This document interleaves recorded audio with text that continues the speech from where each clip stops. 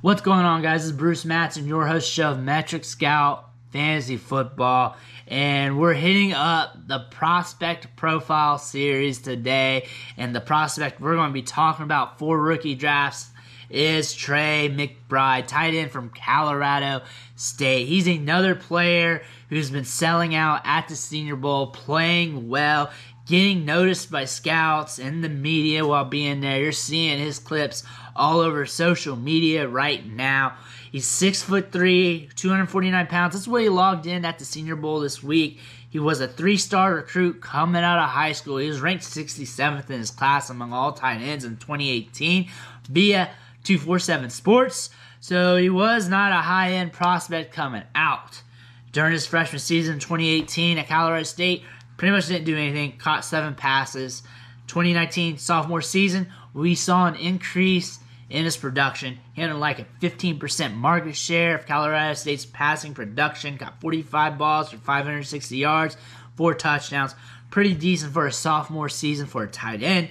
Next season, 2020, we get to see his production increase, although it was just in 4 games because 2020 was the weird COVID year. He caught 22 balls for 330 yards and 4 touchdowns. This is when people started to notice him, as he had a 41.38% market share of Colorado State's passing production.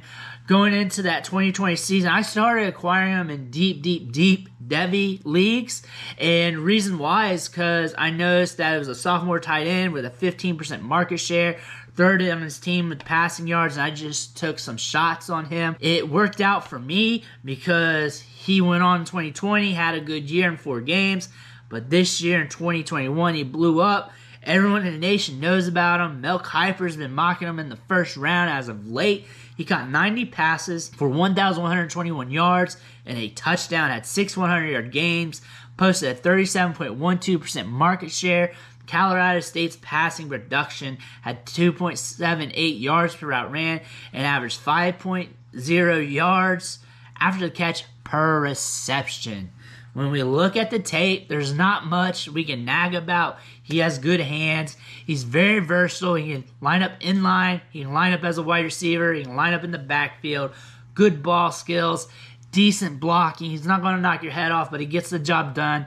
Good speed and agility for a tight end weighing damn near 250 pounds. He can separate. Route running is good. Like, he's a good route runner, especially for a tight end coming out of college. Very polished for where he's at in the game right now. However, there is some room for improvement. He can work on selling his routes. He can work on breaking off his routes a little bit more. There is some room for growth there. He can develop more as a blocker as well. We could see him take his game up to a next level. That would be great for him and his fantasy stock. For a comp, tight ends are very hard to comp because once you get them in the league, it's just weird with them because sometimes it takes them extra time to develop. Sometimes they're in a good scheme and they just get hit with targets and they're not even that great of a tight end, but that's just what their quarterback wants to do with how they distribute their targets. However, if I have to compliment anybody, when you factor in his athleticism, where you can line him up everywhere, his route running ability, especially where he's at right now with it, I kind of put him in like a Travis Kelce archetype.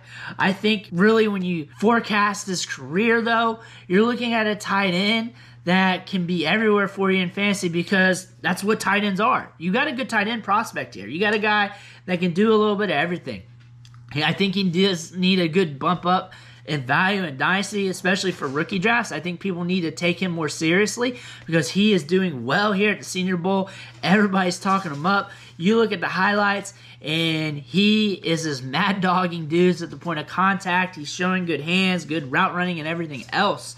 I just know that he's a tight end, and tight ends are just weird with their development, especially when it comes to production at the NFL level. But I think he's going to get every shot to succeed. And with this being a weird year with quarterbacks and running backs, when it comes to dynasty assets at the rookies, we may want to take a shot at Trey McBride a little earlier than expected. Maybe early second round, maybe late first round, mid second round, depending how that flow of the draft, because it's also deep at wide receiver. But Trey McBride is not a player you want to sleep on either, because in the right situation with the right quarterback, with a quarterback that wants to target the tight end, and also Trey McBride's earning those targets, this might be a player that becomes a tight end one long-term in fantasy. Again, you got to be a little skeptical because he's a tight end. That's what tight ends are. You got to be skeptical of almost all of them. That's just how the game is played. Tight ends are volatile. But Trey McBride has some goods in his profile. Very exciting. High market share. He's up there from a market share perspective with some of the top wide receivers in the league. I've actually liked him for a few years because I hit on this Devy prospect in these deep Devy leagues that I didn't expect to turn into this. But I'm gladly reaping the rewards here. But I like Trey McBride. I think he's a damn good player. I want to thank you for watching the show, sticking with me. Make sure you hit that subscribe button on the way out. Every subscription matters. It fuels me to keep pumping out this content. It fuels me to keep doing the research, looking at these players, doing the film studies, digging up the metrics, and all that jazzy stuff. Again, I'm going to thank you, and I'll catch you next time.